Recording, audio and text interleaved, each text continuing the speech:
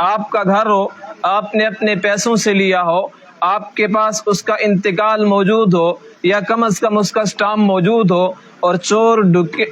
ڈکیت اور لٹیرے آپ کے گھر میں بیٹھ کر آپ کے گھر پہ قبضہ کر لیں اور پھر اس کے بعد کہیں کہ یہ گھر ہمارا ہے، تو کیا آپ اپنے گھر کو گالیاں دو گے؟ یہ گھر میرا نہیں ہے، یہ چوروں کا گھر ہے، یہ گھر میرا نہیں ہے، یہ لٹیروں کا گھر ہے، یہ گھر میرا نہیں ہے، یہ ڈاکوؤں کا گھر ہے۔ کوئی بھی عقل مند آپ کو دیکھے گا تو کہے گا بھنگ پیتی ودیں تے اپنے پیسے نال گھر گدائی، اپنے گھر دا انکاری تھی بیٹے، آپ نے اپنے پیسوں سے لیا تھا، آپ نے اسٹامپ پہ دستخط کیے تھے، انگوٹھا لگایا تھا، گھر میں خرید رہا ہوں، خریدنے کے بعد کہتے ہو گھر میرا نہیں ہے، ڈاکوؤں کا گھر ہے، چوروں کا گھر ہے۔ ارے چوروں نے قبضہ کر لیا، ڈاکوؤں نے قبضہ کر لیا، اپنے گھر کو بھول بیٹھو گے، اپنے گھر کو چھوڑ دو گے؟ کوئی بھی عقل مند بندہ اپنے گھر کو نہیں چھوڑے گا، عدالت میں جائے گا، قانون اعتبار سے ہر قسم کی کوشش کرے گا میرا گھر مجھے واپس مل جائے، لیکن اگر اس کو نہیں مل رہا اپنے گھر کو غلط نہیں کہہ سکتا۔ ملک پاکستان